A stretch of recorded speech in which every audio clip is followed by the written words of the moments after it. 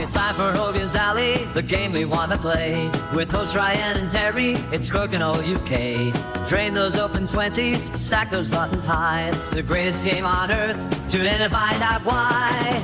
Hogan's Alley will get you in the mood. Don't go buying Crokinole from where goes in the nude. Hogan's Alley, it's time to play the game. It's the greatest game on earth, Crokinole's its name.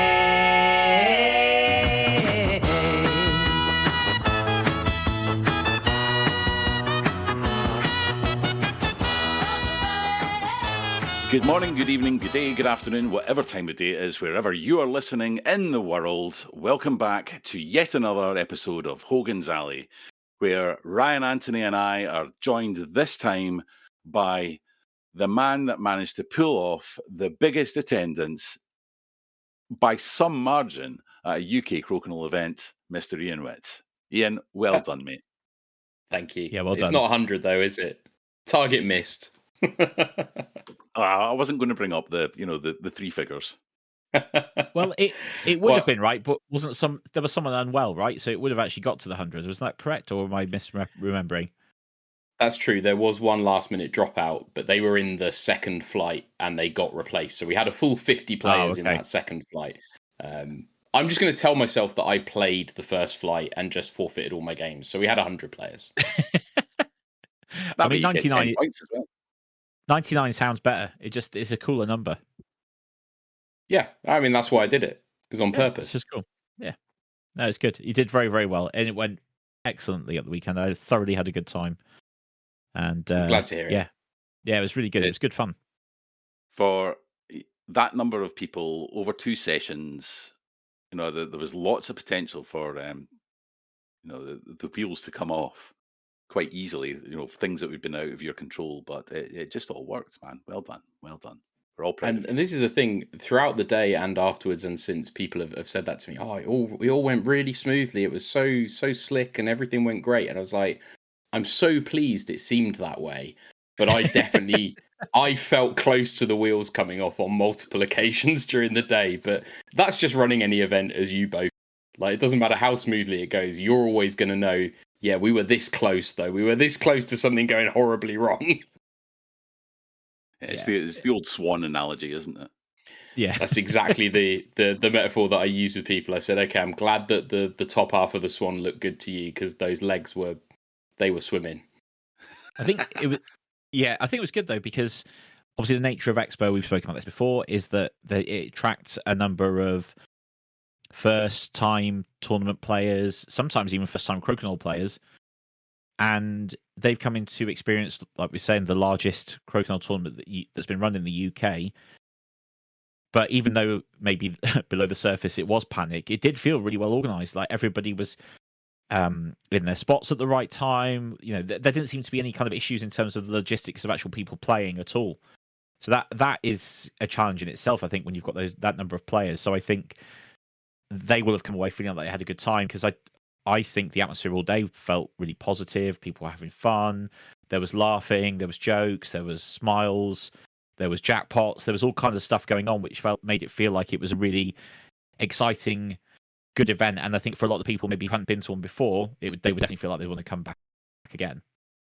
Yeah, no, absolutely. I mean, I hope that's what everyone took away with them. And you're right. I agree. From walking around while people were playing, everything seemed to be played in such good spirit, and everyone seemed to be having a really good time. Like you say, it was phenomenal to see so many, like you say, not just first-time tournament players. We had literal first-time Crokinole players in this event. Yeah. I actually taught someone how to play during Heat A when they were going to play in Heat B. That's brilliant. And it was great. I sat down with Jess it was actually on the Crokinole UK branded board, so it all looked very professional, Ryan. You'll be glad to know. And yeah, we got about halfway through the first game and Jess just went, I love this. I absolutely love this. And I was like, you don't even know how much you love it yet. And by the time I'd played a couple of ends, someone else had wandered up and I said, okay, Jess, you can teach them how to play now. And off they went. And it was just, it was phenomenal. Brilliant. Yeah, it was good. I liked like where we were positioned, obviously, in in the halls, because obviously, I mean, for those who know or don't know, the NEC is large halls, and for Expo this year they had 5 halls, because there's 3 and 3A, which always confuses me.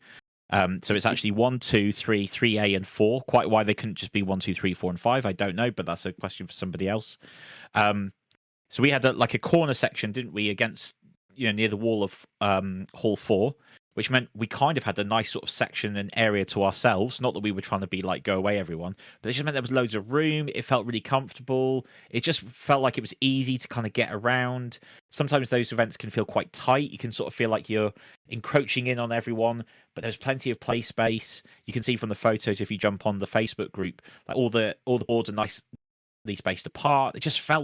I think that aided in the feeling of relaxation while you were playing. So you could kind of not have to worry about, I can't lean over to take this difficult shot because I'm going to nudge into someone. So that all worked out really well, I felt. Yeah, totally. That was something I was a little bit worried about when Ian showed us the map of and he said, right, we've got 3 rows in this block here. I was like, oh, go right. How long's a row? Do we know? We probably don't. It turns out they're really long. Yeah, really, really, really long. Yeah. And yeah, I think that worked out really well. The space was excellent, like you say, Ryan. It was right on the edge of the hall, which is not always so great for foot traffic, for passers-by who might see a crokinole board and go, "Ooh, what's this?" And all the usual ways that Terry will rope people into playing their first game. But it was perfect for running the tournament. We had so much space, and the extra aisle space between the tables and the wall was fantastic. Obviously, Ryan, you managed to set us up a nice little admin desk in that sort of nook.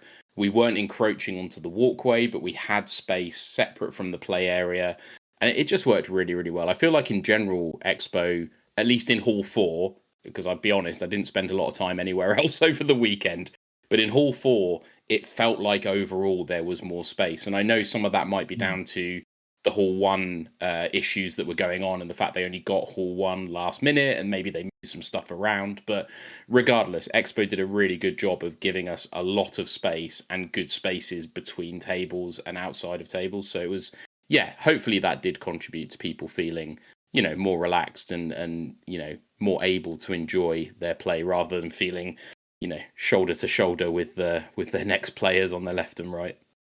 It definitely felt more open than last year. Last year felt quite tight amongst everybody, and we were also right by the food, one of the big restaurants and the toilets.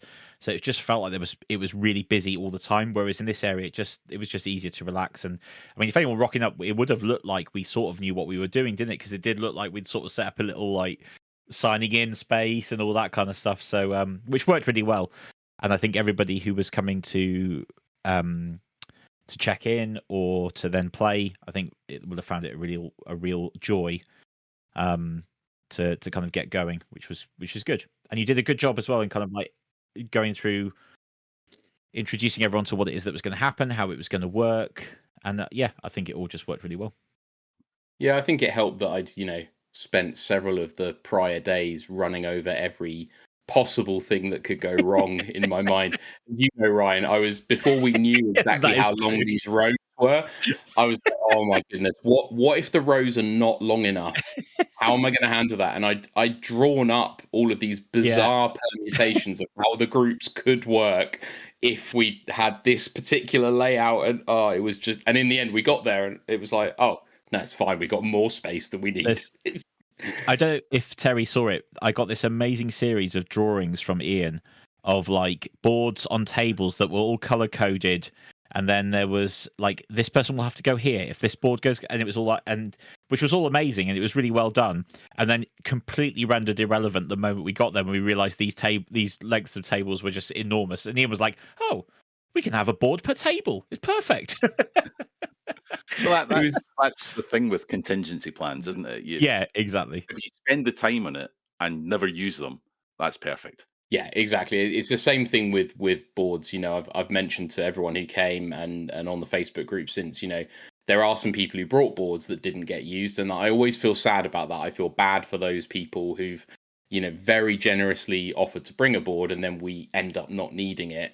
But it's kind of the same thing. It's like, I mean, you always say, don't you, Terry? You know, you'd rather be looking at it than looking for it. And it's so true, because the levels of anxiety, if we'd been, you know, right on the cusp of the number of boards, or if the space had only just been big enough, all of those things just, you know, make it so much more stressful and more difficult to give the players a good experience. But yeah, like Ryan was saying, you know, some of these diagrams I was sending in, which, let's bear in mind, this was on Thursday night when we're all traveling up to Expo on the Friday. It's too late to do anything by then anyway.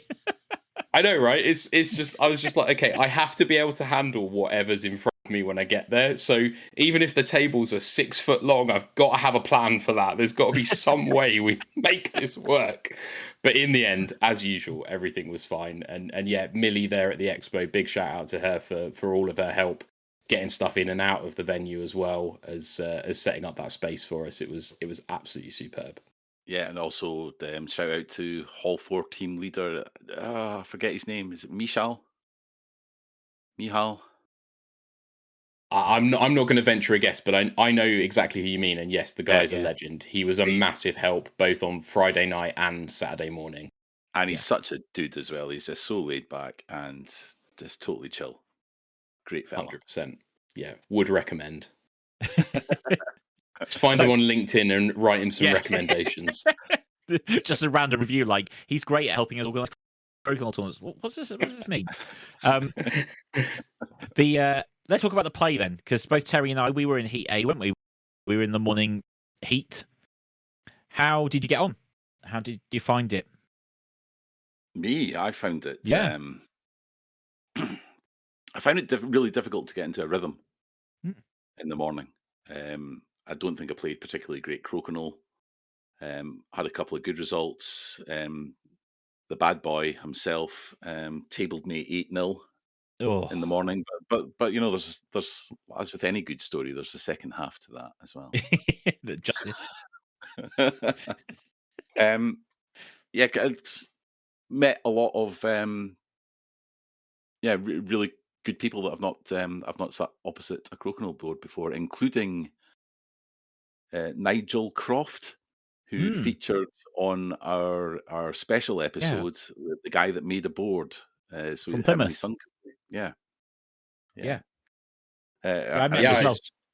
It was lovely because he came up to me, I think just before we started, and I was chatting to him, and he said, "Oh, hang on a minute," must have recognised my voice, or maybe just saw the "Hello, my name is Terry. Are you Terry from the podcast?" And I was like, "Yeah." He said, "Oh, well, they say you should never meet your heroes." I was like, "Buddy, you need to get bigger ideas." If there really isn't much to do in Plymouth, to be fair.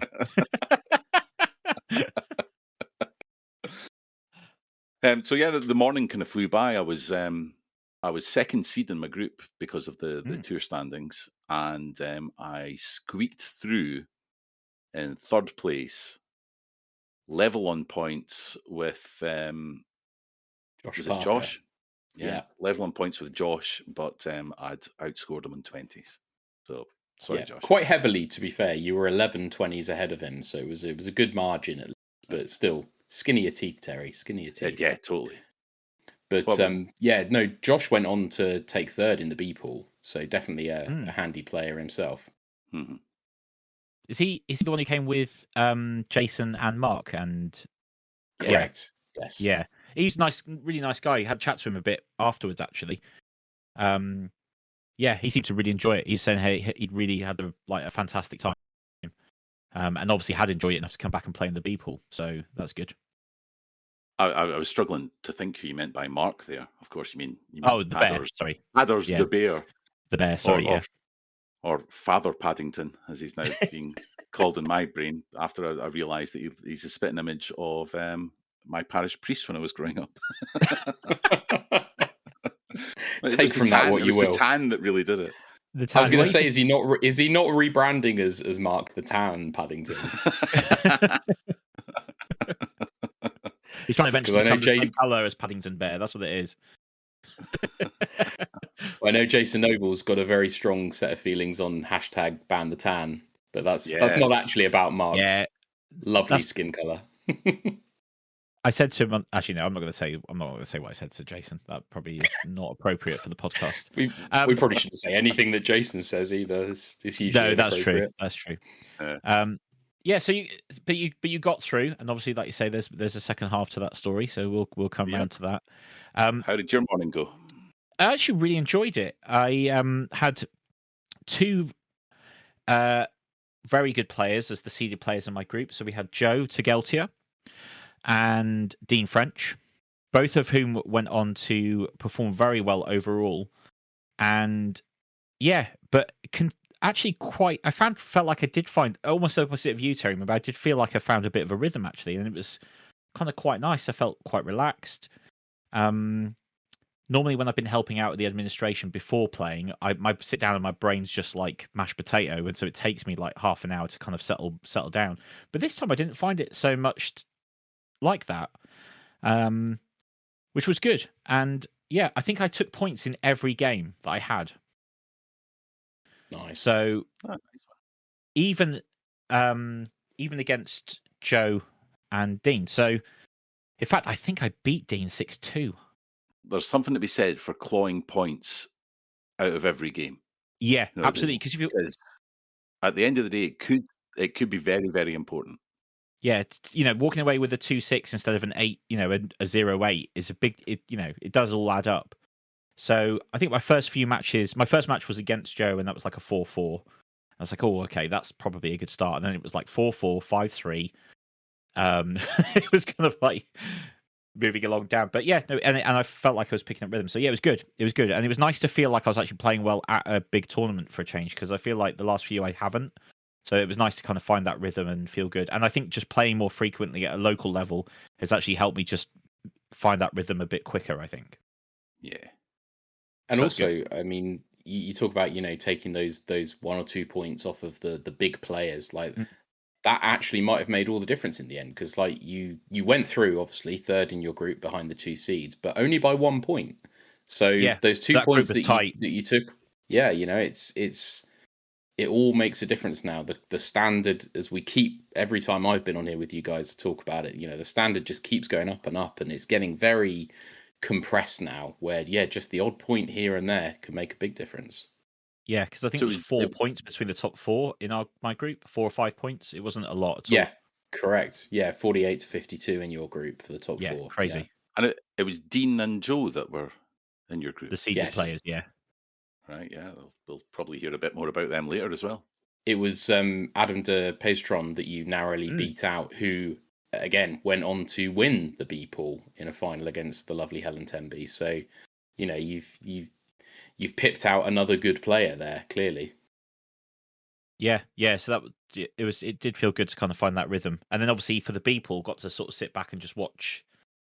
So the B pool, the Heat B, I get to sit back and just kind of like enjoy watching some great players, because it wasn't like the afternoon was stacked more than the morning, but obviously when you're watching everybody, you feels that kind of like, oh, how's so and so getting on, and a couple of the big seeds in the afternoon heat, but that seemed to go pretty well as well. And there was a couple of not surprise entries maybe, and people we thought would do well, but obviously unseeded players doing well, in particular Brandon.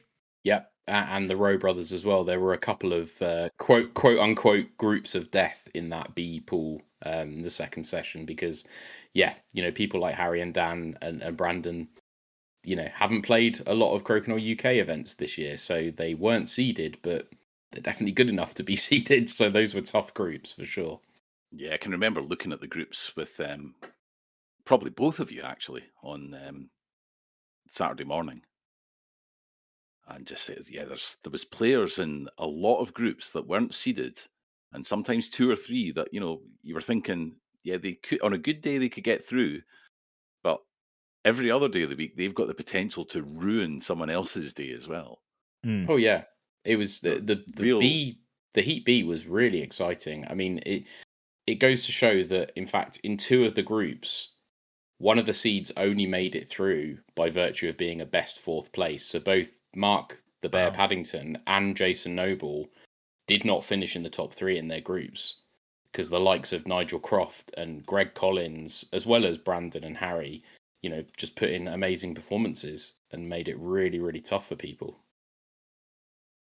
Yeah, well, I was looking at the 5th group, and it was like Sam Breeze, George McCarthy. We'll hear more about him later. Dan George who? Rowe. McCluskey. And Officer McCluskey. Officer. He's of the McCluskey Crokinole School. You know the one. Yeah. I know the one. Yeah, exactly. I mean, and to be fair, although he will admit that he hasn't played as much this year, Joel Farley, he can, if he's on form, he can definitely grab some points off people. That group was particularly spicy. I'll have to just practice with Joel a bit more. I'll just give him a little bit. I'll just be like, hey, come on, come and speak to me. Come play with me. Oh, shots fired, Joel. I hope you're listening to this, buddy. He loves it. He's my fellow Carnarvon Crokinole Club member, so I can take the mick out of him a little bit if I want. It's all about the mind games. Absolutely. Really good play there. And then top 32 for following that, which was exciting. And the groups there were like ridiculous. You start looking through the names in those groups, and you're like, oh, this is basically 4 groups of death, as we'd probably say. But that was brilliant. And actually, I enjoyed the top 32 group way more than I enjoyed the first group, which you would think. But I feel like the pressure was off by that point, because that's what I wanted to do. I wanted to try and make the cut, and I did. And I just felt quite relaxed then. Yeah, I mean, your group especially was horrific in a way that is hard to describe. I mean, you're looking at Mike Ray, Joseph Cecilia, Harry Rowe, Sam Breeze, Mark Thurling, Chris Griffin, and Francis Brown. I mean, that's a hell of a lineup to try and make top 2 out of. Yeah. I'd already resigned to the fact I wasn't going to get to top 2. That was fine. I just wanted to do the best I could in that group. And you did fantastically well. I mean, you ended up 4th in that group, which is incredibly good performance. I was very pleased. And particular personal highlight, got to share a perfect game with Chris Griffin. Oh, of course, yes. Which was brilliant. And it's so funny though, because we're talking about it afterwards, is that after the second shot of that game, I was like, oh, maybe this is the one where we get perfect. So Chris was like, oh, you never know. And then it just happened. It was like he manifested it into existence. And of course, Chris is another member of the Carnarvon Crokinole Club. So the fact I got to share it with Chris was really cool. And then both of us were like, after a second, we're like, it's still only 1 point though, isn't it? See, I don't know about you, but normally when I'm in a game where maybe the first 4 or 6 20s, the moment that thought comes into my head of, oh, this could be a perfect game, that's when it all goes wrong, like the next shot. But you even said it out loud, and it still came true. So you've got some kind of wizarding powers. Yeah, well, it's been interesting is that we've both been hitting quite a number of 20s in like the couple of ends before that. Like we'd hit quite a few.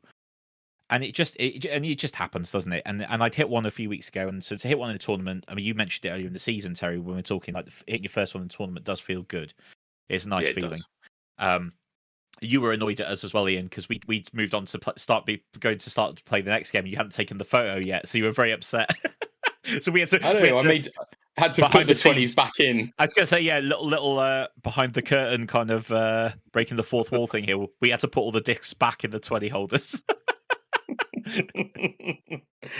So on the subject of perfect games, actually, should give a shout out to Chris Robinson, who also made a perfect game in his heat as well, and took home a nice prize as a result. But honestly, actually, there were fewer perfect games, unless a bunch happened that I didn't know about. There were fewer than probably I expected. So, don't know. Interesting one. There was a lot at the Masters. Yeah, that's what I was thinking. It was interesting.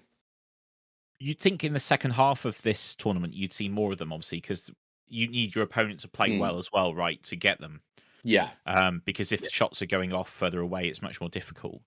But then at the same time, players are playing more tactically and stuff, so it's kind of like swings and roundabouts a little bit. There's a few different styles on show.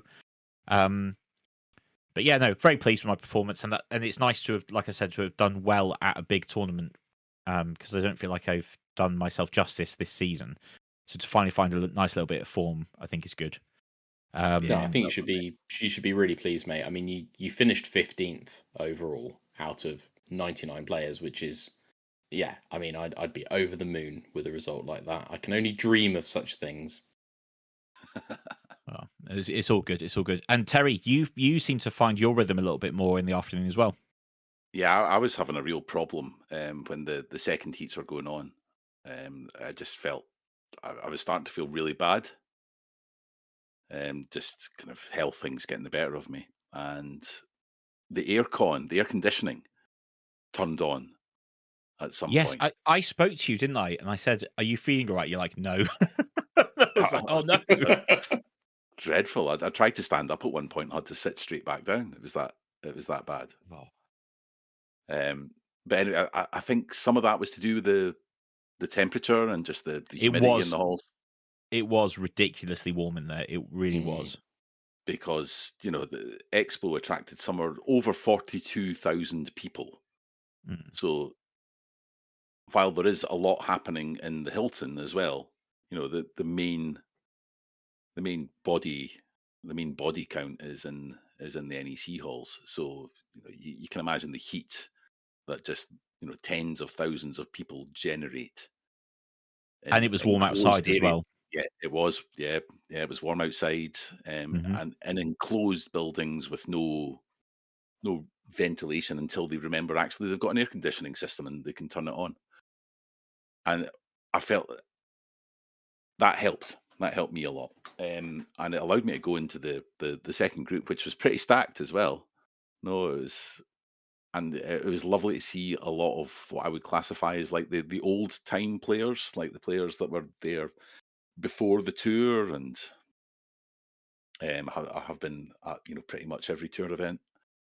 So it was lovely. So I mean, you had Bebop, James Tenby himself, yep, Ian Hayward, Mark the Bear Paddington, and it's a stacked group. George, who, as we say, we'll talk about later, Nigel Croft. It was so, Stephen Twell there as well. Like really, George Martin to round it out. Like I mean, show me the weak player in that list. Like there isn't one. Looking at it, I would have thought, well, it's maybe me. But if you can't spot the sucker in the first 30 minutes, it's you. Yeah. But I felt completely different in my game in that second phase. I wasn't thinking about things; I was just doing it. I think I was kind of maybe overanalyzing things, or just letting intrusive thoughts get in the way in the morning session. Whereas in the afternoon, I just kind of parked it and just started playing, and I played some nice, consistent Crokinole. Certainly, when I was walking around during the round of 32, and I sneakily stood behind you for a few minutes here and there. That's what it looked like. It really was apparent that you looked like you were in a flow. Yeah. There was no hesitation. It didn't look like you were thinking about anything. It was just happening. And we all know that when you get into that state, it's it's beautiful, isn't it? Things just fall into place. Yeah, and I was just so happy with the way I played. Lost a couple. I think there was maybe a draw or two in there, and won a good handful of them as well. Just really happy with my play overall, and just a great bunch of opponents as well. No, there was just nice, friendly chat at every time. Every time I sat down with a fresh opponent, and great to get revenge over Jimmer for the afternoon. In fact, I was 6-0 up going into the final kind of game against them, and I just vocalized. I said, that way when you think about something and then it disrupts you. And he was like, "Oh, I'll tell you what I was thinking about." I was like, "No, I won't. I'll tell you afterwards." And so at the end of the game, I was like, "Go on then, mate. What were you thinking about?" I was thinking, well, if he schools me 8-0, I'm not listening to the next episode of Hogan Sally. Oh, so we can say whatever we want about Bebop, and he's not going to hear it now unless Helen passes it on. I was a 6-2, so he probably is going to listen. Oh, okay. no. Sorry, guys. Well, still, despite dropping those 2 points to him, you managed to make it into the top 2 in your group alongside George McCarthy. Again, doing it on 20s, Terry. You got a flair for the dramatic. Yeah. And again on the car load coming up from Surrey. Yes, because it exactly. was Padders. It was Padders this time. It was indeed. Yeah, you were both there on 33 points. And even closer this time, you were only 9 20s ahead of him in that round. So very, very slim. I'll take that. And I think he beat me in the hit. No, I think I did get the better of him in the head-to-head. So, yeah, I don't feel guilty there. Don't feel as guilty as I could have. To say, because you would have felt guilty otherwise. Sure, whatever. Yeah, honest. Well, it kind of goes to show that that your 20s are important. Obviously, it was interesting. The Tracy's posted a video not that long ago asking the question. It said, "Is Crokinole a game about 20s exclusively?" And the result of that video was that no, it isn't. But that's kind of like your baseline. That's your foundational skill, effectively. And in tournament formats where it's your tiebreaker, that's really where it's emphasised that having the ability to convert stuff that maybe would be a bit more of a challenge, it can make the difference between you getting through or not. Yeah, that crossed my mind a couple of times during the day of, well, you could, let's take the 20 opportunity. It might not be it might not be the high percentage shot, but it could be the important one. And as I was chatting to Brandon, I think after the second phase, and we're just having a bit of a chat, and I said, look, any time if the Hollywood shot is on, I'm taking it. And unless something stupid happens and I suddenly get sensible, it might not be it might not be the clever choice. It might not be the right choice in a lot of times, but when you pull it off, you just feel like a champ. You know, it's interesting though, isn't it? Because sometimes that aggression does pay dividends. I mean, I know something that I've noticed over the last couple of years watching Tom Curry play is that he is relentless in going for 20s, even when he doesn't need them to win the end, and even when missing it might open him up to the risk of having to pull it back again. He's very aggressive at going for 20s, and I think maybe there's something to that. I mean, it's not often that Tom needs to win on a tie break, as things have been recently, but yeah, not just for the tie breaks, for actually winning ends as well. Sometimes you hit that miracle 20, you put it out of reach. Whereas you could play safe to the outside and then maybe they find a way back in. If you just hit that 20, then you close the door on them. Yeah, I think I've probably said this on the podcast before. I've definitely said it to people in the community before. At first glance, Crokinole is, in board gamers' terms, a dexterity game. And then you quickly realise that it's actually an area control game, because you've got to, you've got to know when it actually suits you to take play to the outside or to try and bring it to your end. But ultimately becomes it really is a mental game. And I think part of that, and really, I'm coming out with this, Ian, because it was just what you said there about Tom being relentless. I think it's about being comfortable in your own play style and realizing what your own play style is. Yeah, play to your strengths, kind of thing. Yeah, or play to how you want to play, because if that's how you want to play, then great. And it's like if you can think of football teams in the UK and in North America, I watch a lot of hockey. That team identity, some teams have a particular identity.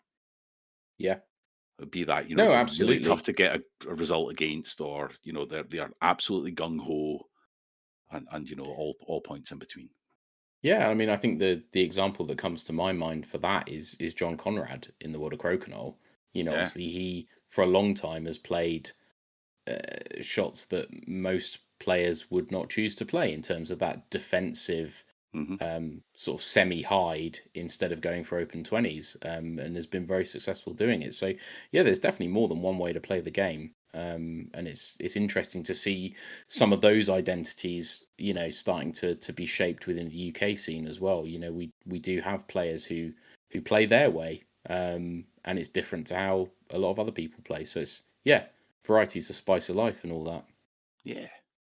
Yeah, I think so. And I think what's interesting, you say that, Terry, about being comfortable in your own play style.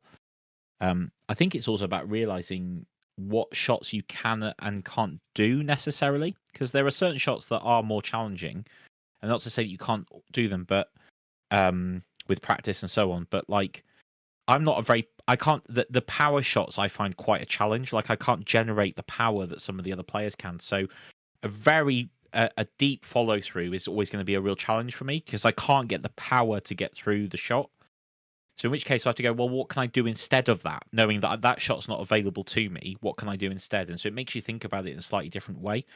And I used to play snooker quite a bit when I was younger, and that's a similar kind of thing. So it's kind of you got the guys who are amazing break builders or who are long pot specialists and so on. But then you've got the guys who are like, well, I don't really have that in my locker, but what I do have is I can get positional to get like an amazing safety shot, or I can always guarantee that the cue ball is going to be down in the bulk end of the table. And so it's about realizing, like you say, feel comfortable with your playstyle, what's available to me, what's not, what kind of works and what doesn't, and then realizing in different situations, well, what shot is best for me to play? Maybe not even the high percentage one, or I'm kind of with you sometimes. I'm always like, oh yeah, but this will be the fun shot if it comes off. Because I have to. There's like a little gremlin on my shoulder, kind of going, "Go on, Ryan." Because imagine how amazing you'll feel when it comes off, and then immediately hit the peg, and I go off, and then I cry, and suddenly that little gremlin's just laughing at me. You'll get players that will deliberately ditch a shot. Yes. They just deliberately knock it in because they don't want to leave the risk of a hanger or something there. And I've got the utmost respect for people that can do that, because because you can't. No, I'm taking out, and I've lost crucial games by doing that. I left the hanger that your opponent just capitalizes on. Why did you? Well, because I had to. Yeah. No, I'm the same as you, Ryan. Is like, if I see that wonder shot, and I'm like, the thing that always goes through my mind is, it's on. That shot is on. Like, it's there. It exists. It can be made. I can see how it can be made. I know that I can make it. It's physically possible. But it's then having the restraint to say, yes, but is that the percentage play? Like, what happens when that goes wrong? Because like you say, 9 times out of 10, when I've thought up one of these really, out of left field shots that I'm like, okay, it's going to do this and this and this and this and this. Yeah, I just hit a front peg and look like an absolute idiot. So, I'm pretty used to looking like an absolute idiot, so I don't mind that. But it's like, if I just taken a moment and go, no, do you know what? I can play a sensible shot here, give myself a reasonable chance. Then, maybe that would help a little. And I'm very much of the school of thought. It's always a balance, because there might be a shot here that's really fun, but you just know in the heart of hearts you're not going to make it, so you change the shot up and you choose something to do something different. But I'm always very much of the opinion that Crokinole is a game, and games should be fun. So you should come away from it feeling like you've had a good time. So whether that is that, do you know what? I hit the peg, but it was funny. It still made me laugh because I knew in my head what I wanted to do, but I came away laughing at myself because I didn't do it and it was ridiculous. But the same could be said for the other feeling of, I was going to go for that Hollywood shot, but actually I realised there was a better shot on, and that came off, and so that can still make you feel great. So I'm very much of the subscriber to have fun playing it, because then you'll feel good about yourself either way. And fun could be that you want to be really defensive and very tactical and all that, and fun for you might be, I want to take the most ridiculous shots I can and hope that they come off, and it's different for different people. But I always think you'll come away having a smile on your face then, which is good. And I just want to tap into something which you mentioned earlier, Terry, while it's still on my mind. In that group of 32, the feeling could have very much been, it could have got quite serious feeling, I feel like, in that, at that point. That could have been the point where the atmosphere shifted, and it felt a bit more like, oh, there's a bit of weight and stuff on this. I did not feel that once in my group at all. And I had some big hitters in my group.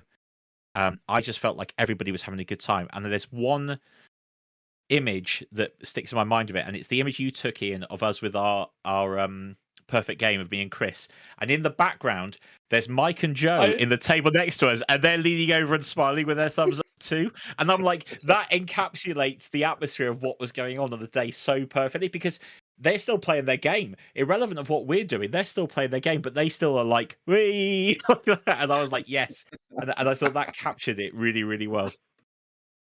No, 100%, because it was very tight and should have been very tense, that round of 32. I mean, we talked about the fact, Terry, that you made your top 2 just on 20s, but in the second group, Fuzzy made second in his group by a single 20 over Jason Noble.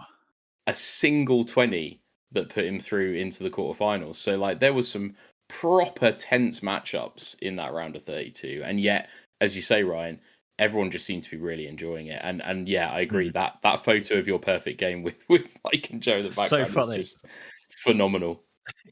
It's great.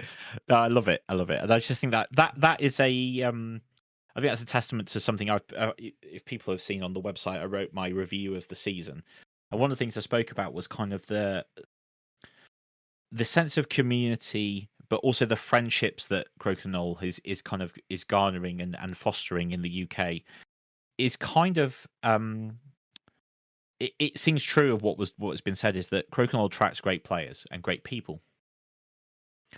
And I think that is testament to that, is that people go into these things, they want to do really well, they want to be competitive, but they tend to want to be competitive with themselves. They want to perform at their level. They're not really, with maybe the exception of one or two individuals who are right at the top where they really want to take a scalp, which I understand, because if you're at the top, you've put a target on your back. It's just the nature of sport and playing games. But the feeling generally I get is that people want to do the best that they can, and if they've done that, then they're happy. And I think that fosters and garners a really positive and nice feeling to these tournaments. And and the pressure's on in something like the UK Championship for that still to be present, I think is a real advert for what it is that Crokinole UK is at the moment. Yeah, no, absolutely. I mean, after the first and second groups were done, I had multiple groups of people coming up wanting to see the full standings, because they had little rivalries amongst their group that had come up. So you had like is it the McKinneys and the A few moments later. Who travelled up with the McKinneys? Oh, I can't remember the names now. I'm so sorry. Are they the ones there was loads of them? Yes. So Gary bought like seven tickets. Yeah. And yeah, they wanted to know, how did they all rank against each other? I had other people, can I check whether I wasn't last? It's like all the way up and down the table, people wanted to know how they'd done. And yet they'd also had a great time. It wasn't pure competitive spirit, but it was that perfect mix of competition and just good-natured fun. Yeah, and a lot of these people will be, traveling a fair distance to get there. Certainly that would be the case with Gary McKinney. And I don't know how many travelled in his particular, whether it was all of them in a people carrier together. But it makes that long journey on the way back, when you've got bragging rights and yeah, very good. That can kill a bit of can kill quite a lot of miles. Oh, absolutely, and it's just a sense of having achieved something is lovely as well, isn't it? I mean, I know Jess, who I was talking about earlier, who literally flicked a disc for the first time on that Saturday, finished in 82nd out of 99, which is like absolutely astonishing. Like what a performance to come to not just your first Crokinole tournament, but to play Crokinole for the first time, and to have a dozen people below you. Like, wow, just amazing.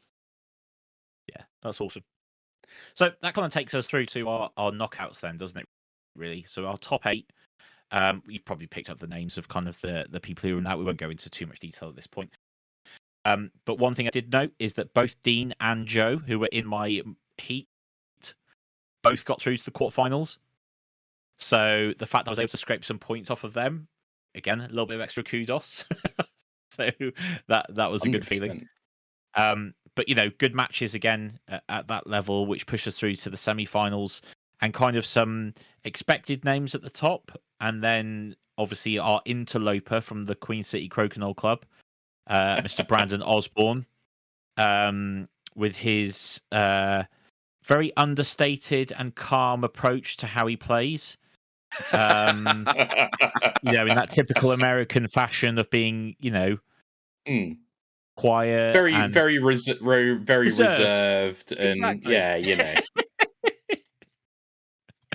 Yeah. Cultural differences were certainly on display. Yes, this is it.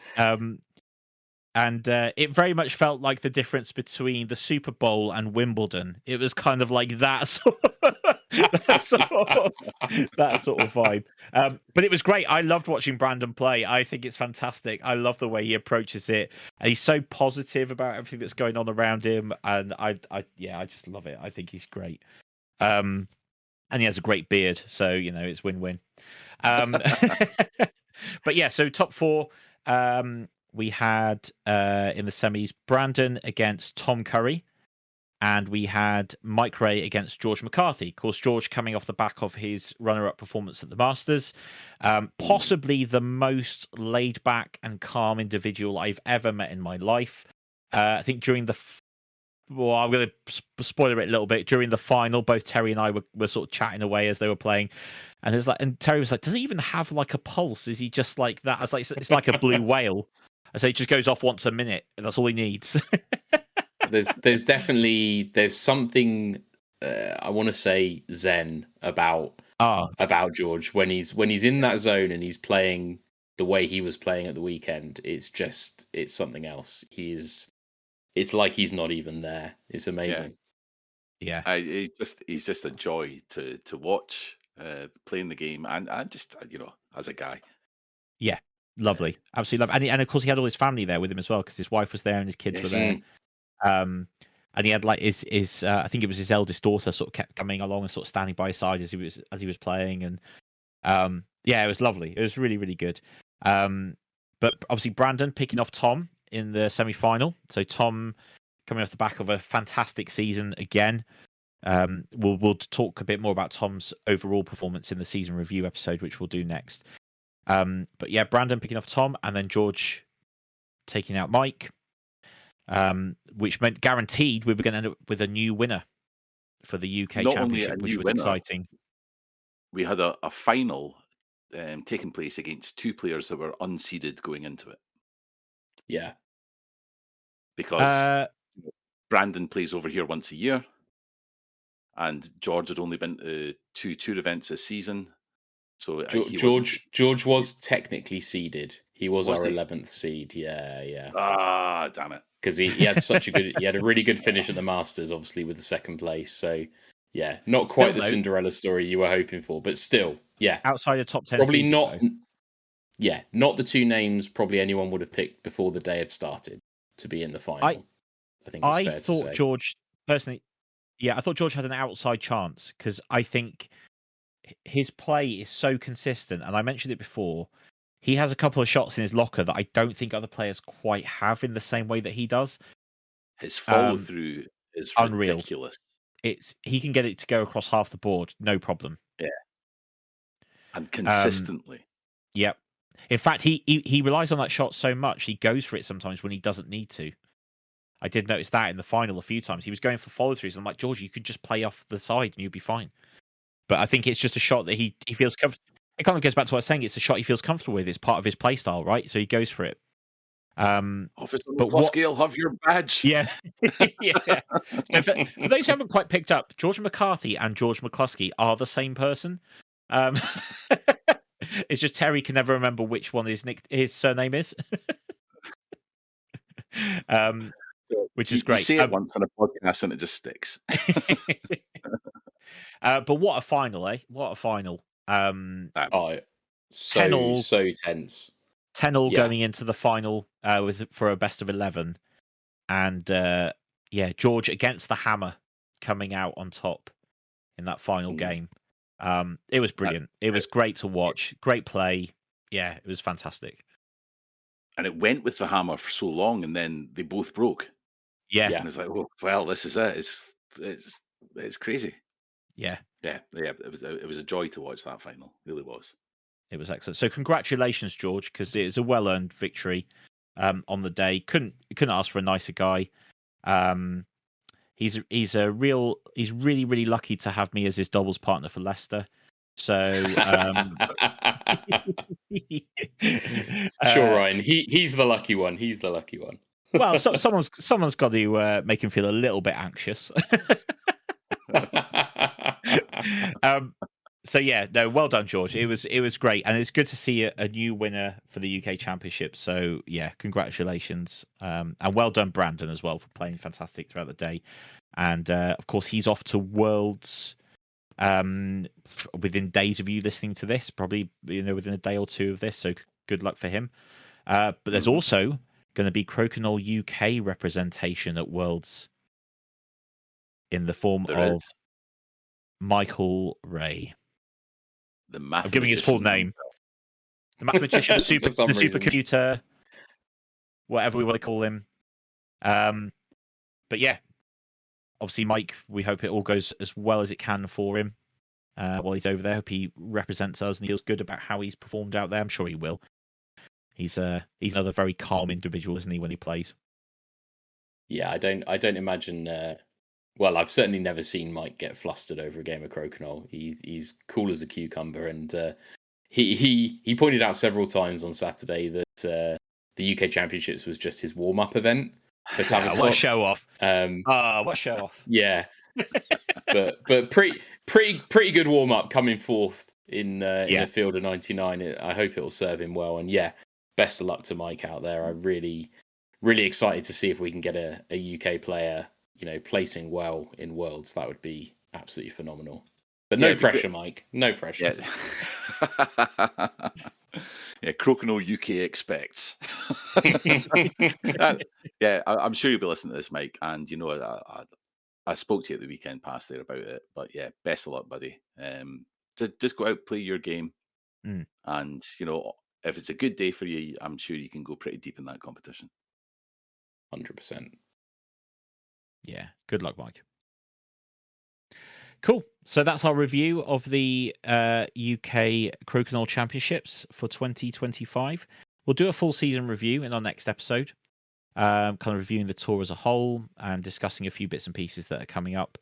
There's a couple of things I just wanted to remind our listeners of, which is upcoming events. So we've got the Leicester King of Croc, the 28th of June. Please do your best to support that if you can. There's doubles and singles available at Leicester, so that'll be an exciting and fun event. And if you feel like venturing to the beauty of North Wales and feel like playing Crokinole for an evening with some absolute crazy individuals inside a brewery, come to the Beers and Boards event in Holyhead on the 12th of July. I'd really appreciate that. And I will say I have purchased the prizes for first, second, and third. And not only do you get a medal at this event, you win a custom Crokinole UK pint glass. So what more reason could there be to come along and try and perform your best at... That's it. I'm practicing. I'm going to practice for this one. Yeah, exactly. And you know what the best part about it is? You can fill it up immediately because you're in a brewery. It's like win-win. It's like it's perfect. What could possibly go wrong? Exactly. So please support those events if you can. We'll be releasing more information about the next season of events shortly. The other thing I wanted to just quickly draw people's attention to was there's a load of new merchandise, Crokinole UK stuff available on the Crokinole UK website. All the funds that are raised through that go to help us carry on this crazy idea that we've had about creating this Crokinole UK tour. They keep the website running, they keep our insurance up to date, all these different things. And they're a really cool way of representing what it is that we're doing and looking pretty damn fly while you do it as well. And there's a Hogan's Alley t-shirt on there. So, just saying. If it's not top seller, then... Well, the top seller so far, and understandably so, have been the custom Crokinole UK hammer tokens, which went down very well at UK's and proved very useful. And I will say, as used by the Crokinole UK champion, George McCarthy, because he was using his in the final to help him keep track. So, yes. We have photographic evidence, and Ryan kindly highlighted with a big circle on that photo to show us, look, he was using the hammer tokens. They work. They do work. It's very good. So, yeah, if you could support us in any way on that, we'd really appreciate it. Thank you. And one very final thing is to say a massive and huge and incredible thank you to everybody who's donated through Ko-fi to help us keep the podcast running, because the generosity has actually been slightly overwhelming, and we feel massively undeserving of it, but we are very, very grateful. So I just want to make sure that everybody's aware of that, because, yeah, your generosity and the amazingness of this community never ceases to kind of amaze me, really. Yeah, thank you very, very much to everyone that's popped anything in the digital tip jar. I just wanted to finish off with a couple of other things as well before we kind of wrap this episode up, and with a very special gift for you all at the end. I wanted to say thank you to you, Ryan, for the lovely gift that you gave me. Ah, yes. My Viva Las Crokinistas T-shirt with a picture of Ernesto himself, but instead of a red star on his berry, there's a little crokinole board. Absolutely wonderful. And also thank you to Katie Hunter-Choate for bringing me a book of a book from at least from 1934, because it was a Christmas gift to someone in 1934, and it's a complete works of Burns, Robert Burns. Oh, amazing! I did flick Very through nice. that to my favourite bit of Burns' work, which is "A Man's a Man for All That," which, if there's any justice in the world, should be the anthem of humanity. Amazing. But Or at the very least, the anthem of Crokinole UK. Yeah. Yes. It's got competition also, from. Oh, go on. You go. Sorry. Yeah. Sorry. Yeah, sorry. Also, because I think we've overlooked it, but huge thanks once again to James Masters of Masters Traditional Games and Jeremy Tracy of Tracy Boards for once again, sponsoring the tournament. James has just been a fantastic backer of what we've been doing here. He comes along to events. He helps us out with group orders for buttons and things that we pick up at events, and just brilliant. Thank you so much to the pair of them, and it was great to see a Scotsman win at a tour event, because it was it was John from Aberdeen. Even if he does live in Wales now. Well, But no, you're right, Terry. I totally echo all of that. Both Jeremy and all of the guys over at Tracy Boards and James Masters from Masters Traditional Games, they've been supporters of this UK Championship since the first one 4 years ago. And their incredible support has made these events possible. And again, they were kind enough to donate a Tracy board for us to raffle off, which was won by John Imray this time. Who was extremely pleased and clutched it as he walked away smiling on Saturday. He was so pleased he walked off without the buttons, didn't he? Well, that may have been less John's fault and more my fault. I love it. He's like legging it through the room, like, no, you're not taking it off me. It's mine now.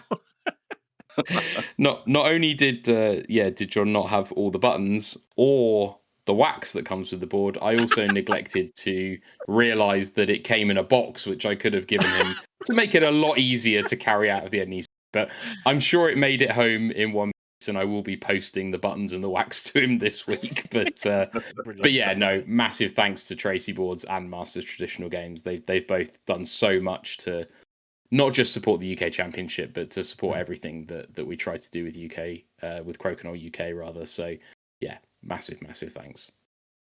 Yeah, which only leads us to really round out this episode and this season with what I think is probably one of the greatest songs ever written about a Crokinista. I'm like Ray, a supercomputer. I'm like Ray, nobody's quite as smart as me. You may find my style of play annoying. That's because it's based on ordinary.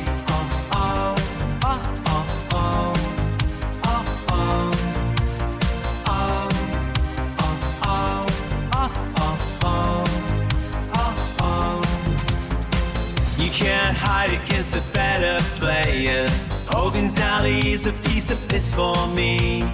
Playing defensive will not help you this time. There's no safe place for your diss to be.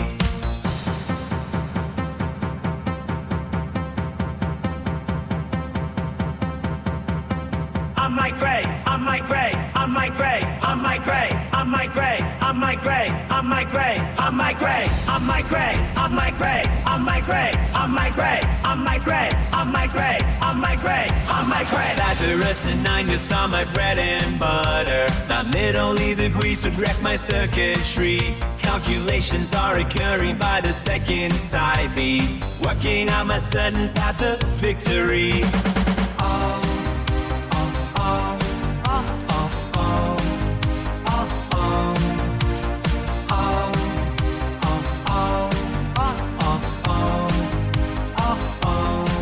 I'm Mike Gray.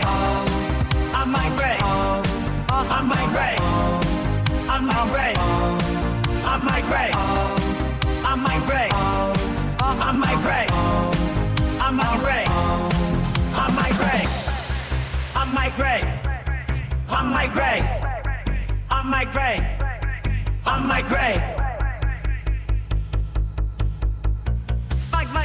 I'm Gray. Gray. Go off the mic, Gray.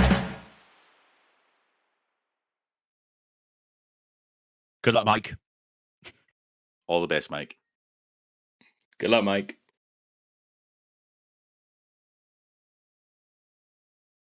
Hooray!